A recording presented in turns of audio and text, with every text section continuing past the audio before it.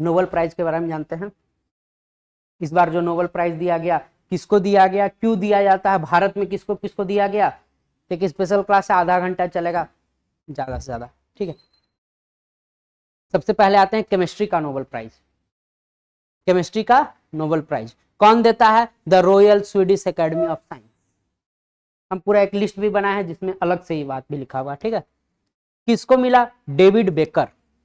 David baker दिख रहा है आपको? परफेक्ट दिख रहा है। किसको दिया गया? डेविड बेकर और डेमिस हसाबिस और जॉन जम्पर को। किसको दिया गया? डेविड बेकर, डेमिस हसाबिस और जॉन जम्पर को दिया गया। क्यों दिया गया? 50-50% दिया गया। 50% इनको, 25% इनको और 25% इनको, ठीक।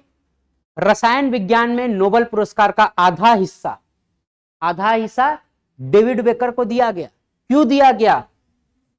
कंप्यूटेशनल प्रोटीन डिजाइन के लिए।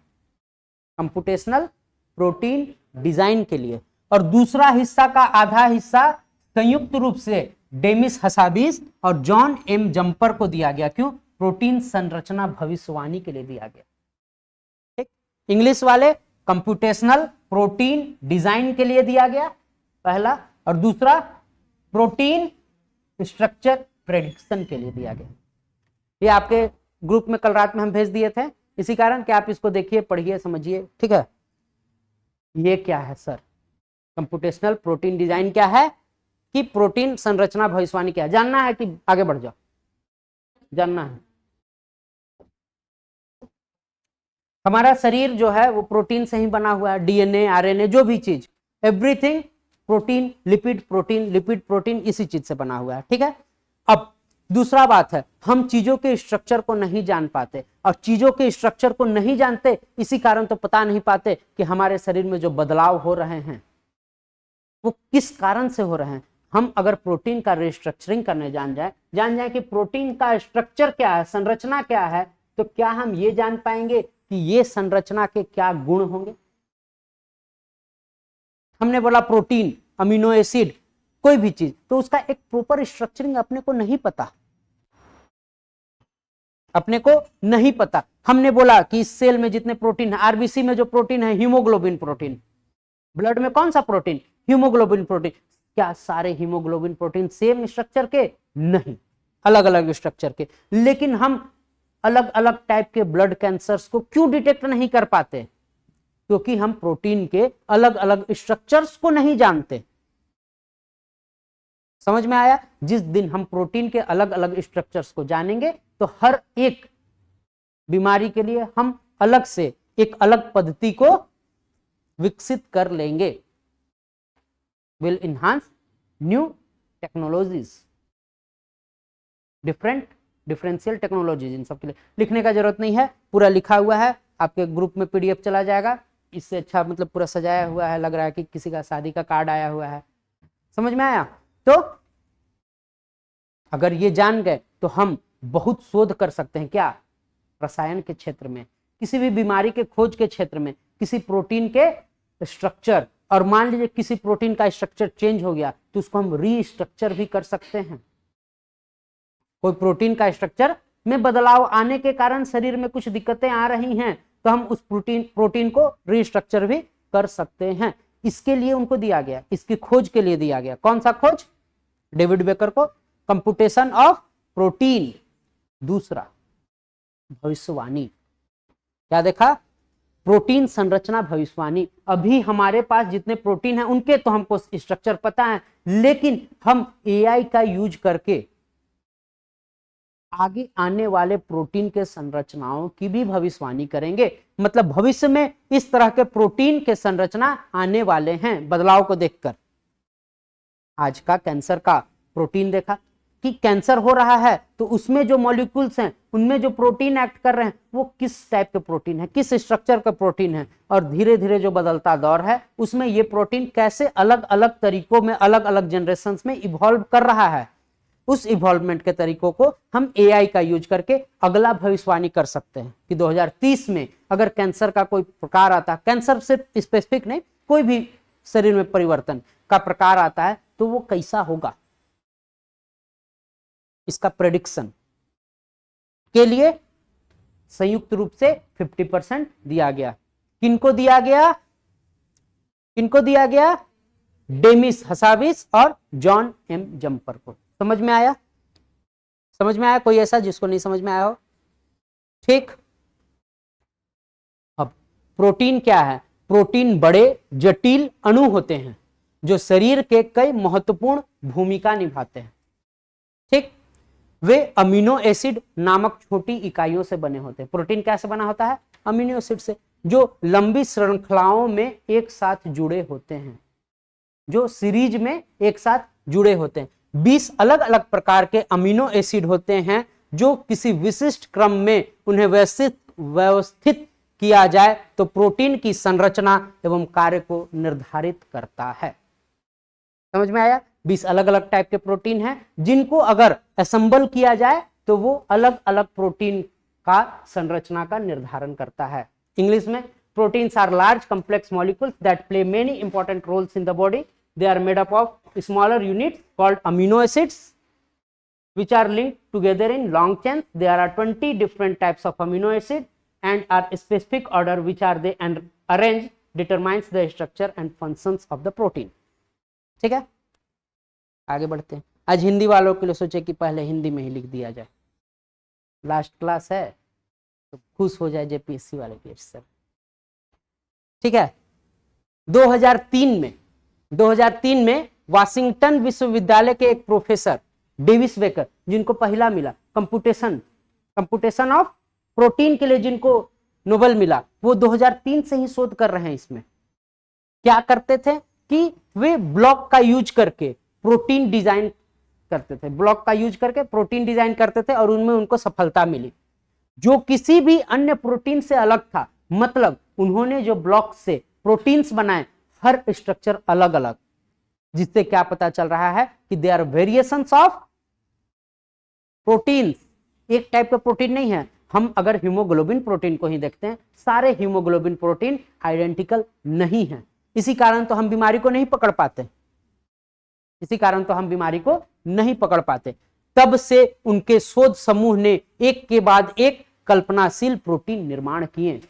उन्होंने जिस प्रोटीन का स्ट्रक्चर किया, उस प्रोटीन को देखते हम इवोल्यूशन देख रहे हैं कि आज उस प्रोटीन का क्या स्ट्रक्चर है, 2 साल बाद वो किस तरह से अपने स्ट्रक्चर को इवॉल्व कर रहा है, और 2 साल बाद अगर ये इवॉल्व किया तो अगले 10 साल बाद ये कैसा इन्वॉल्वमेंट होगा। इसके लिए एआई का यूज करके लोगों ने प्रिडिक्टिव प्रोटीन्स बनाए। इसके लिए ही तो सेकंड वाला जो नोबेल। समझ में आया?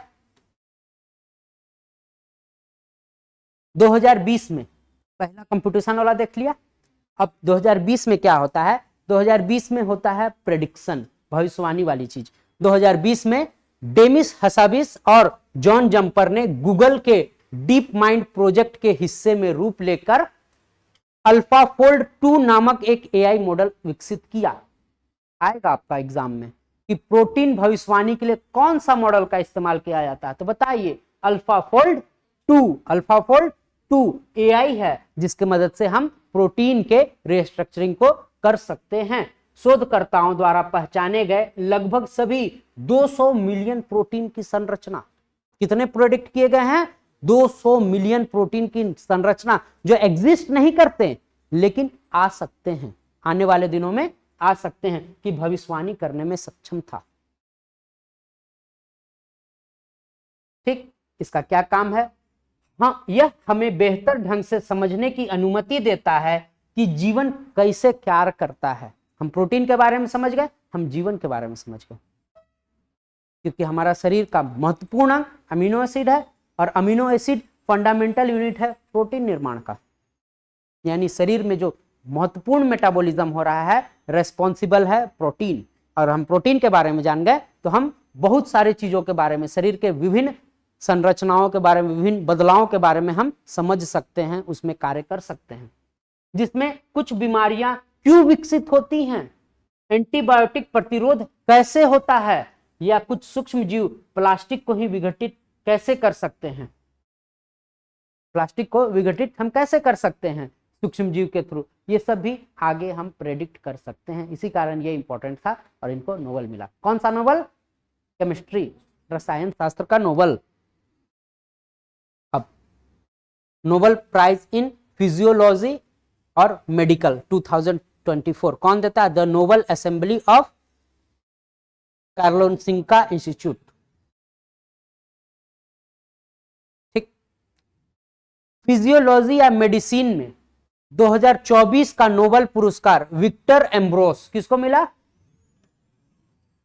विक्टर एम्ब्रोस और गैरी रूकुन, किसको मिला? विक्टर एम्ब्रोस और गैरी रूकुन को माइक्रो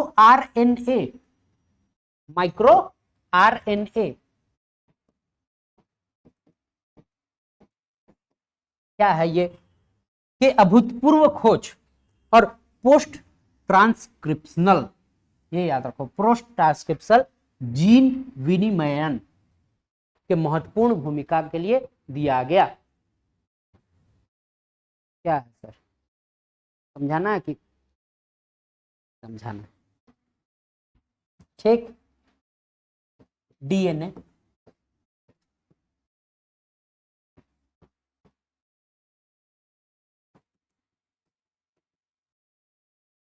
ठीक। डीएनए काम कैसे करता है? डीएनए काम कैसे करता है हम देखते हैं कि नहीं, कोई भी चीज है वो डीएनए के थ्रू पास हो जा रहा है, डीएनए के थ्रू इंफॉर्मेशन पास हो रहे हैं। अरे कैसे पास हो रहे हैं? कौन है इसका डाकिया? इसका डाकिया है mDNA, या सेम चीज अगर आरएनए है और ट्रांसक्रिप्शन हो रहा है तो इसके लिए कौन है मैसेंजर? mRNA, mRNA मतलब मैसेंजर आरएनए, मैसेंजर आरएनए यही तो है जो चीजों को कैरी फॉरवर्ड करता है। कैसे मिल गया डीएनए? क्योंकि आरएनए मिला। और आरएनए कैसे मिला? क्योंकि मैसेंजर आरएनए था, उसने इंफॉर्मेशन को आगे बढ़ाया।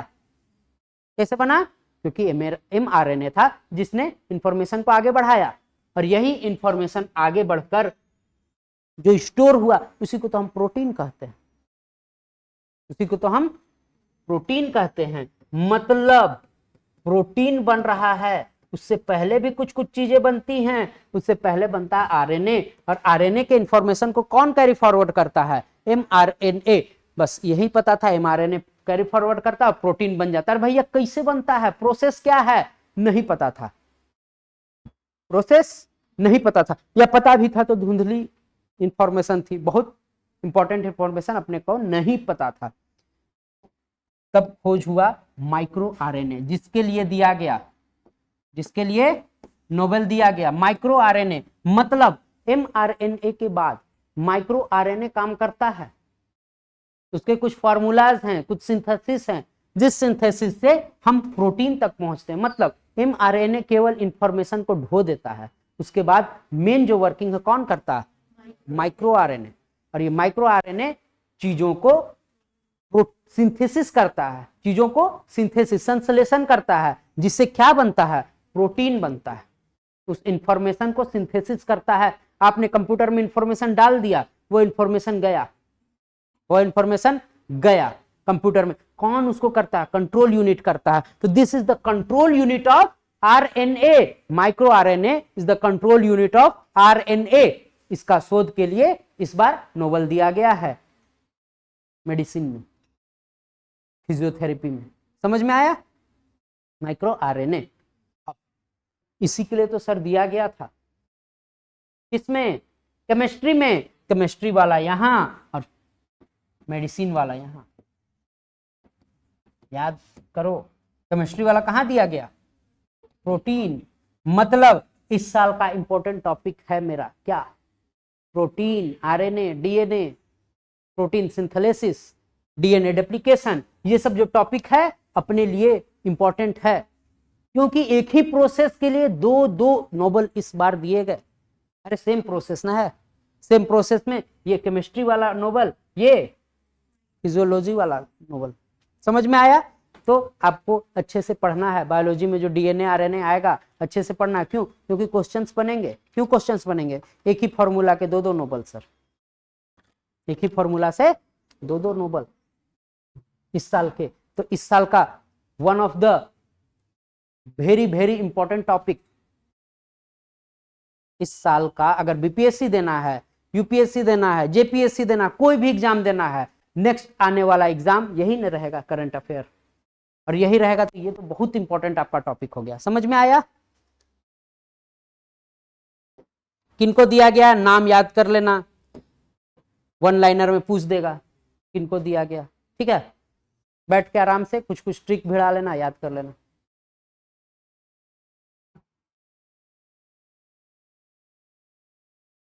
ठीक, अब एक चीज और छूट गया, आप लोग बताते भी नहीं सर, पोस्ट ट्रांसक्रिप्शनल क्यों बोला गया?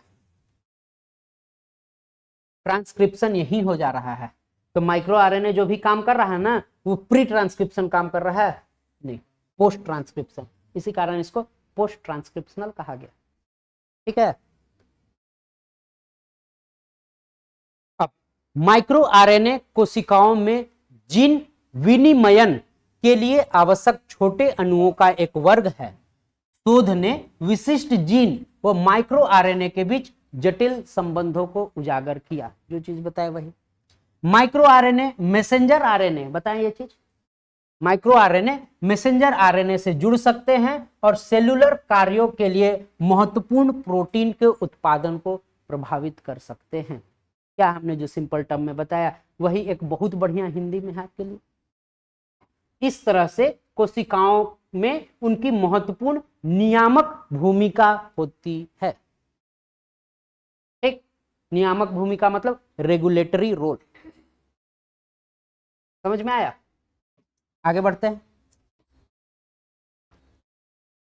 शोध से पता चलता है कि किस प्रकार से माइक्रो आरएनए कोशिकाओं के व्यवहार और कार्यों को प्रभावित करके कैंसर और हृदय रोग सहित विभिन्न स्वास्थ्य चुनौतियों में योगदान करते हैं। ठीक, इनके महत्व के बारे में देखा जाए तो जैसे जैसे इन सूक्ष्म नियामक के बारे में हमें समझ बढ़ती है, जटिल चिकित्सा स्थितियों के लिए नवीन चिकित्सीय दृष्टिकोण की संभावना बढ़ती है। समझ में आया? जैसे जैसे हम इन चीजों को जानते हैं तो हम कॉम्प्लेक्स मेडिकल कंडीशंस में भी अच्छा इलाज कर सकते हैं, उसके लिए भी एक अच्छा प्लेटफॉर्म बना सकते हैं, एक अच्छा मेडिकल फैसिलिटी बना सकते हैं। ठीक, उनका कार्य वास्तव में शरीर क्रिया विज्ञान के लिए मौलिक है। इनका कार्य माइक्रो आरएनए का, और इनका अधिकांश शाखाओं का विकास में मदद करेगा तथा चिकित्सा के क्षेत्र में महत्वपूर्ण खोजों में मदद करेगा। ठीक है, उनके निष्कर्षों ने कोशिकाओं के भीतर आनुवांशिक संचार को समझने के लिए नए नए रास्ते भी खोले। हमारे लिए एक पाथ खोलता है जो और भी अच्छे से हम समझें। किसको समझे? डीएनए को समझे, आरएनए को समझे, कैसे चीजें ट्रांसफर होती हैं, कैसे इंफॉर्मेशन ट्रांसफर होती है, इन सारी चीजों को समझें। अब आते हैं फिजिक्स का नोबेल। कौन देता है? The royal Swedish academy of sciences. 2024 का भौतिकी का नोबेल पुरस्कार जॉन जे हॉफील्ड, किसको मिला?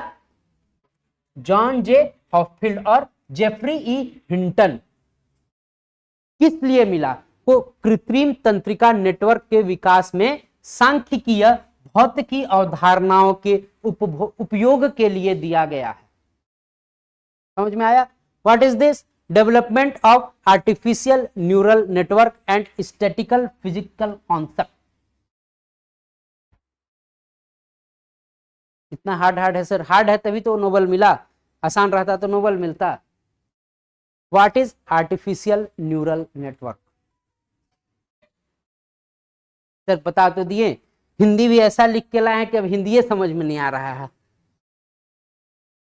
हिंदी हिंदी बोलते हैं ना, हम सच बता रहे। प्योर हिंदी में अगर पढ़ाई हो ना तो बस बैठ के जाइएगा, कुछ नहीं समझ में आएगा। कृत्रिम तंत्रिका नेटवर्क, ठीक है, क्या होता है? Artificial neural network.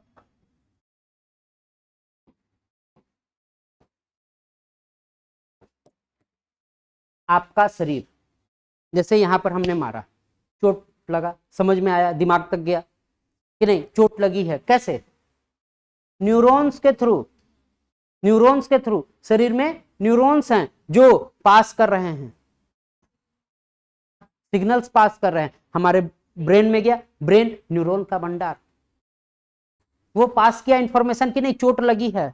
हम हंसते हैं, हम रोते हैं, हमारा हर एक एक्टिविटी कौन कंट्रोल करता है, कौन पहुंचाता है ब्रेन तक? न्यूरॉन्स।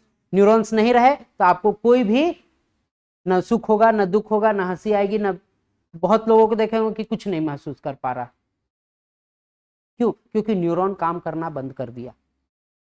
ठीक है, तो न्यूरॉन जो है, इसी कारण तो मानव शरीर है। आप जिंदा क्यों हैं? क्योंकि आपके पास समझ है, बुझ है, न्यूरॉन्स है, तभी तो आप मनुष्य हैं या आदमी या फिर लिविंग बीइंग है। न्यूरॉन खत्म तो पेड़ हो जाइएगा, जटिल। समझ में आ रहा है, लेकिन एक्ट नहीं कर पा रहा है। वो भी एक्ट करते हैं लेकिन बहुत कम एक्ट करते हैं। अब आर्टिफिशियल न्यूरल नेटवर्क क्या होता है? हम ऐसी तकनीक बनाएंगे, हम ऐसे रोबोट्स बनाएंगे, हम ऐसा टेक्नोलॉजी लाएंगे जिसको अंडरस्टैंडिंग पावर हो ह्यूमन के जैसा, न्यूरल सिस्टम हो, न्यूरल सिस्टम हो, मतलब ऐसे रोबोट जो एक्ट करे न्यूरॉन सिस्टम पे। समझ में आया? अभी तक रोबोट को क्या है कि उन्हें कोई एक्सपीरियंस नहीं हो रहा है, कुछ समझ में नहीं आ रहा, मतलब अंडरस्टैंडिंग पावर जीरो। तो हम उसको आर्टिफिशियल इंटेलिजेंस के थ्रू इतने इंटेलिजेंट बनाएंगे कि वो चीजों को समझें, इमोशंस को समझें। समझ में आया? तो इस लेवल का रोबोटिक चीज को लाने में इनका योगदान रहा, इन्हीं कारण इनको नोबेल मिला। आर्टिफिशियल न्यूरल नेटवर्क, एक नेटवर्क ऐसा तैयार किए जिससे कि अब मशीन्स भी उन न्यूरॉन्स के थ्रू चीजों को समझे, अंडरस्टैंडिंग पावर बढ़े, कंप्यूटर उन्हें रहे, वो क्या बन जाए? Artificial intelligence, act like a human, act like a human.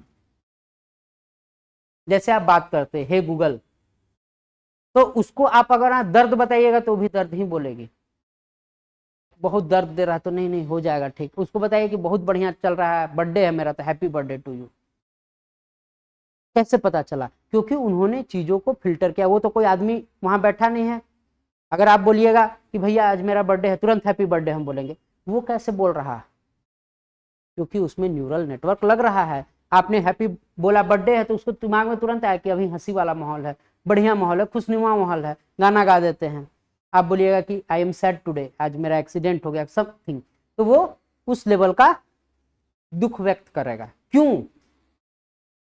Neural network, neural network, उसमें न्यूरल नेटवर्क लगा हुआ। मानव में तो ऑलरेडी फिट है, ये भगवान ने फिट करके भेजा, लेकिन अब हम मशीन्स में भी फिट कर रहे हैं।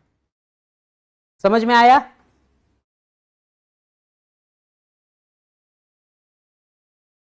कृत्रिम तंत्रिका नेटवर्क, यह मशीन लर्निंग और कृत्रिम बुद्धिमत्ता का मौलिक है।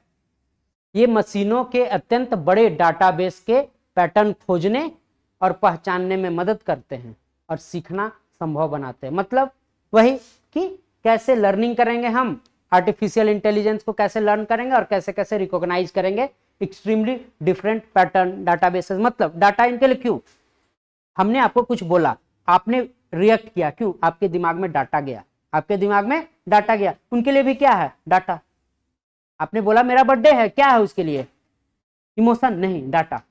उस डाटा को उसने कैसे इंटरप्रेट किया, उस डाटा को उसने कैसे इंटरप्रेट किया, उसके दिमाग में गया आज इसका बर्थडे है, वो डाटा गया और डाटा को उसने इंटरप्रेट किया बाय आर्टिफिशियल न्यूरल सिस्टम के थ्रू।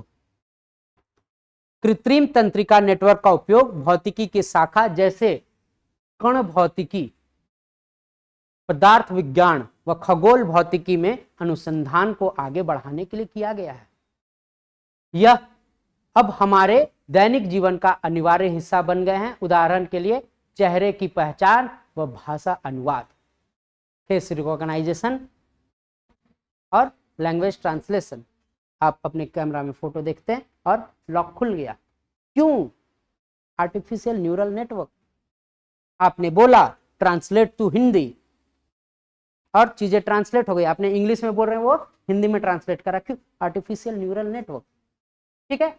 दूसरा क्या हो गया कि हम एडवांस रिसर्च कर सकते हैं, किसमें? पार्टिकल फिजिक्स में, मटेरियल फिजिक्स में, एस्ट्रोफिजिक्स में, ये सब में आगे की रिसर्च हो सकती है इनके थ्रू।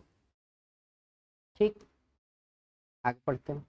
लिटरेचर कौन देता है? स्वीडिश एकेडमी देता है। कौन देता है? स्वीडिश एकेडमी देता है। अब छोटा छोटा है, मेन जो था वो बीत गया, अब इनके लिटरेचर तो पढ़ने नहीं जाएंगे, तो हम केवल फैक्ट याद कर लेंगे। क्या? दक्षिण कोरियाई उपन्यासकार हांगकांग को उपन्यास द वेजिटेरियन के लिए 2024 का साहित्य का नोबेल पुरस्कार दिया गया। कहाँ की है? साउथ कोरिया की है। कौन सा उपन्यास के लिए? The vegetarian. The vegetarian, Hong Kong नाम है। क्या नाम है? हांगकांग। ठीक है। हांगकांग साहित्य में नोबेल पुरस्कार पाने वाली पहली एशियाई महिला है। फैक्ट, पहली एशियाई महिला जिनको नोबेल दिया गया, हांगकांग। साहित्य के लिए, साहित्य के लिए कौन? हांगकांग। दक्षिण कोरिया की दूसरी, पहले कौन थे? पूर्व राष्ट्रपति किम डे जंग। पूर्व राष्ट्रपति किम डे जंग फर्स्ट थे जिनको नोबेल पुरस्कार मिला था, और दूसरी में हांगकांग। कहाँ की? दक्षिण कोरिया की। किम डे जंग को 2000 में नोबेल का शांति पुरस्कार से सम्मानित किया गया था, पीस प्राइज ऑफ नोबेल इन 2000। समझ में आया?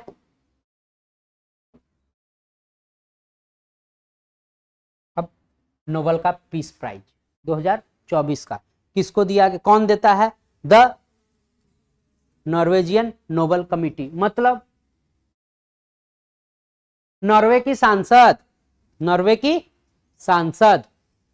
ठीक है। किसको दिया गया? जापानी संगठन निहोन हाडानको को 2024 का नोबेल का शांति पुरस्कार मिला है।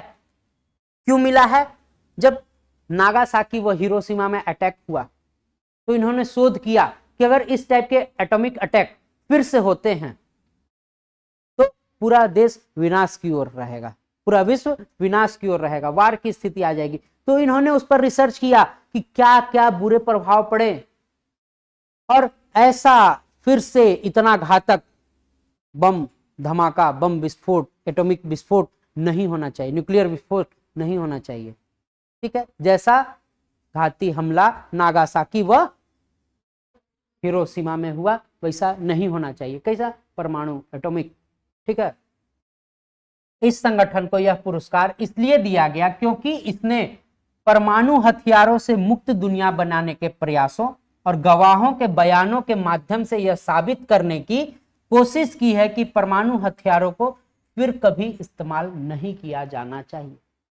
परमाणु हथियार के इस्तेमाल फिर से नहीं हो, इसके लिए बहुत शोध किए, बहुत प्रयास किए, इसी कारण इनको नोबेल का शांति पुरस्कार दिया गया।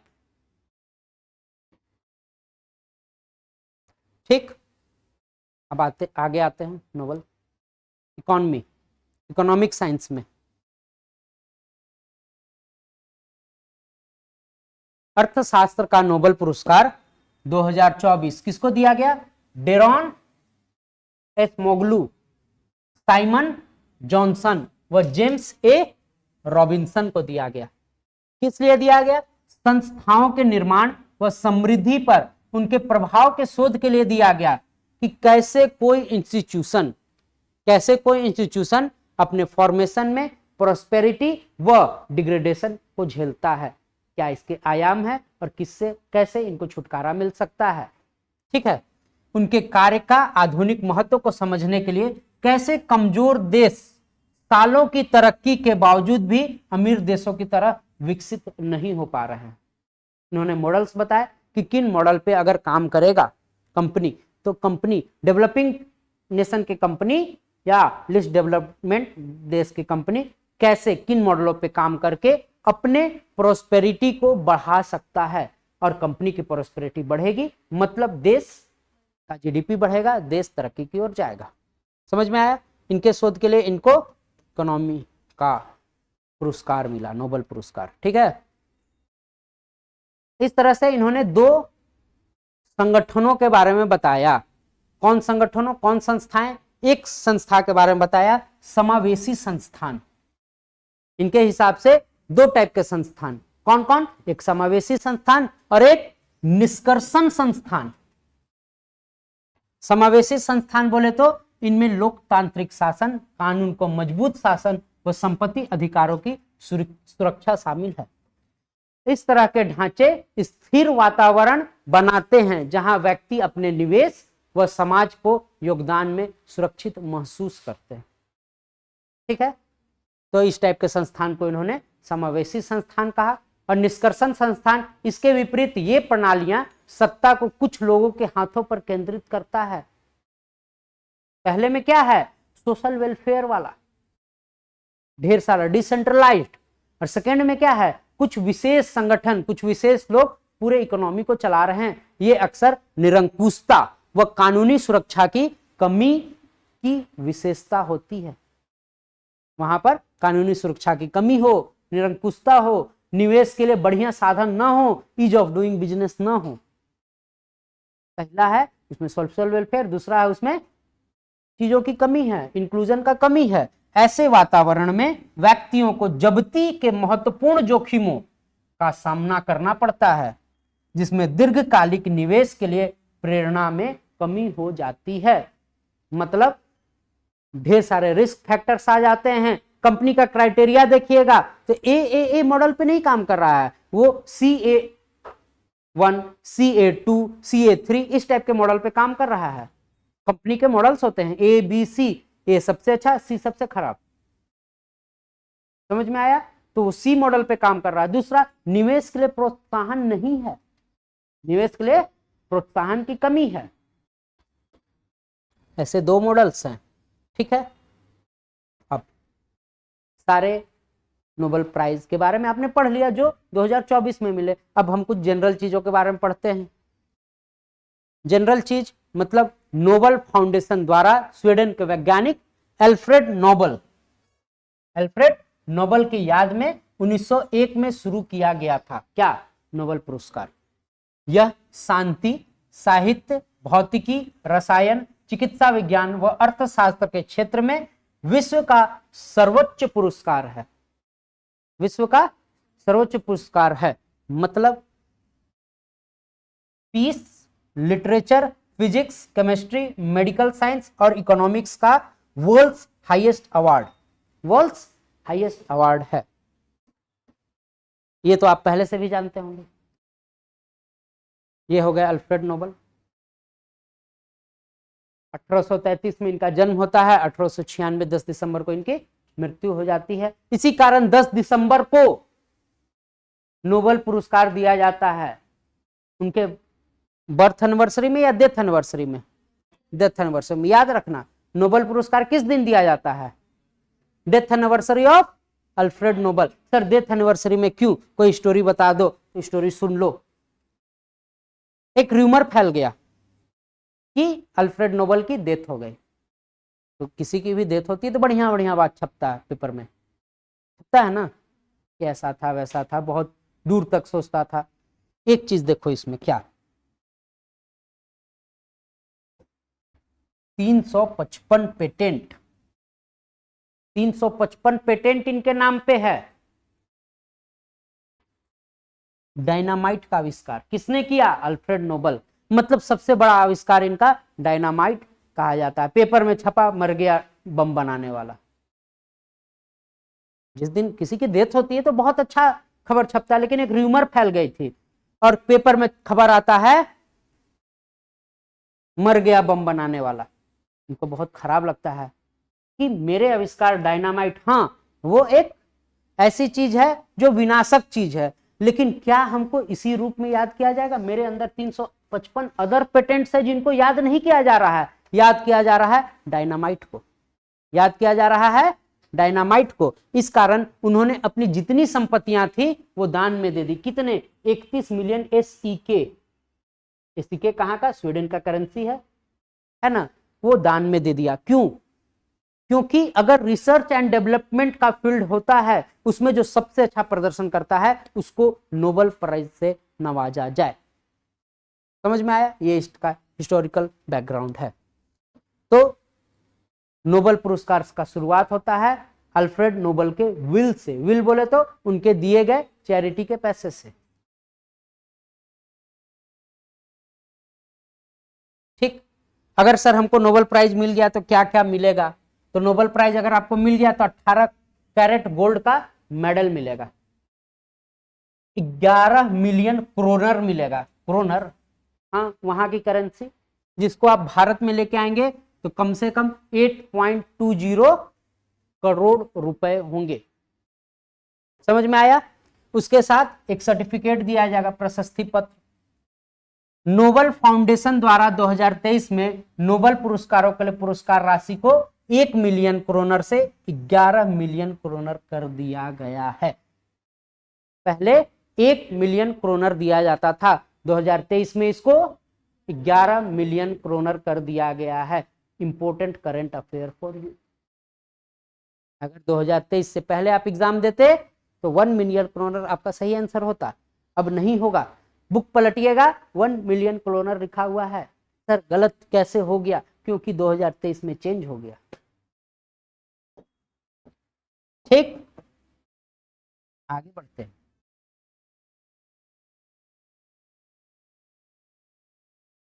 ठीक, अलग अलग नोबेल प्राइज हमने बताया अलग अलग कमिटी देती है। कौन देती है? शांति का पुरस्कार, नोबेल शांति पुरस्कार को नॉर्वेजियन नोबेल समिति देती है। नोबेल मतलब स्वीडन की, नॉर्वे की पार्लियामेंट्री कमिटी, पार्लियामेंट, नॉर्वे की पार्लियामेंट डिसाइड करती है और नॉर्वेजियन नोबेल समिति देती है। भौतिकी कौन देता है? Swedish royal academy of science. रसायन शास्त्र का कौन देता है? Swedish royal academy of science. यानी इन दोनों को, ठीक, आगे हम देखेंगे और देता है ये। तो शांति का कौन देता है? नॉर्वेजियन नोबेल समिति। भौतिकी को Swedish royal academy of science and रसायन शास्त्र को, ठीक,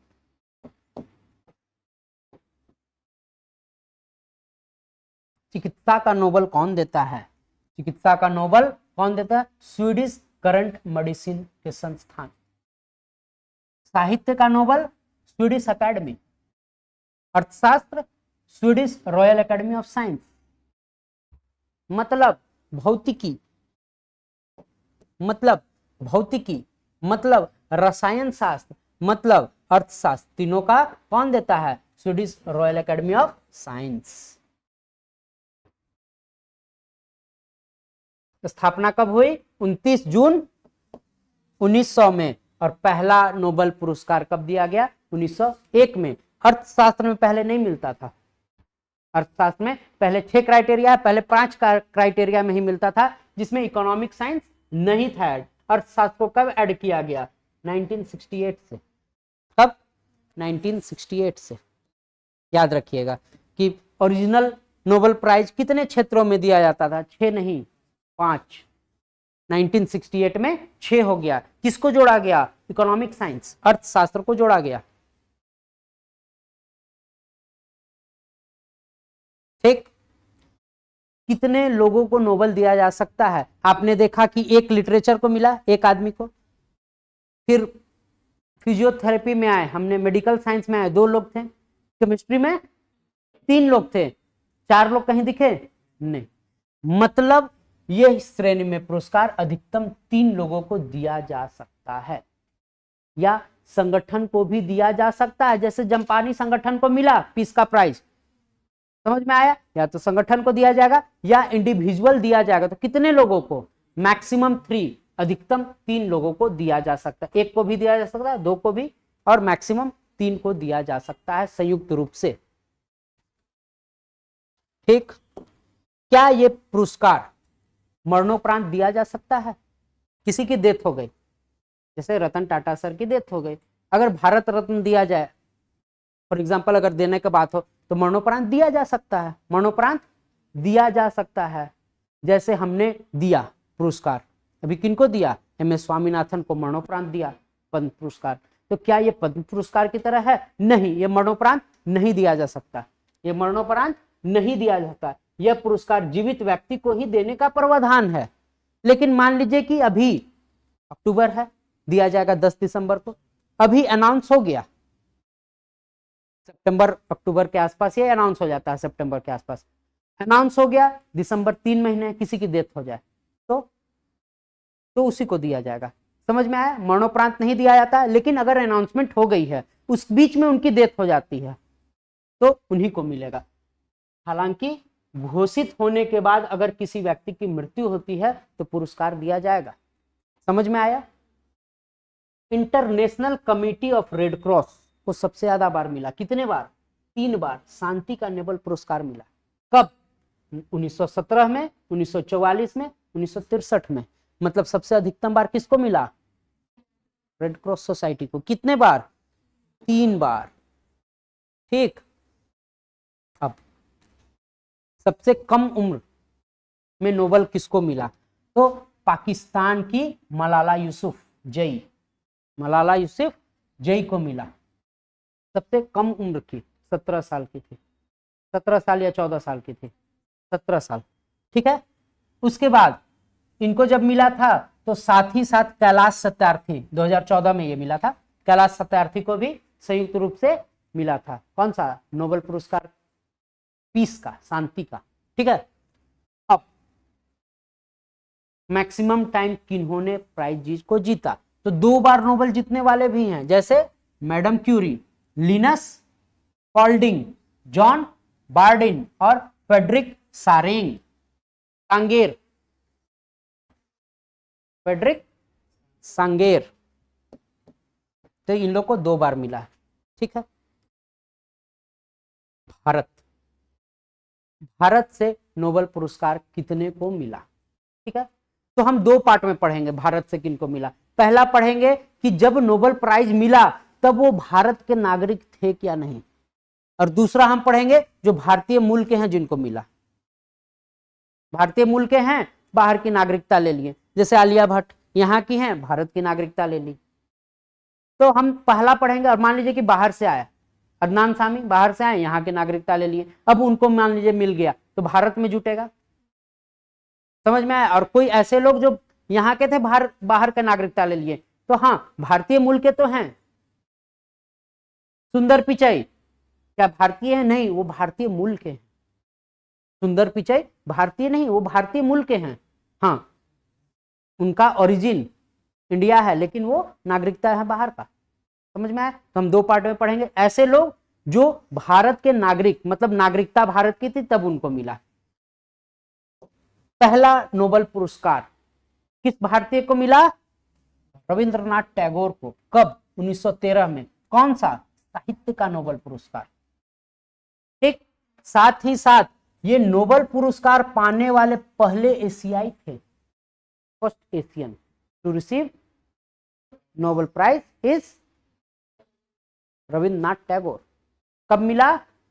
1913 में। और भारत के भी पहले। कौन सा नोबेल? साहित्य का नोबेल। दूसरा, सर चंद्रशेखर वेंकट रमन, सीवी रमन किस लिए मिला था? रमन इफेक्ट के लिए मिला था। कब? 1930। कौन सा? भौतिकी का नोबेल।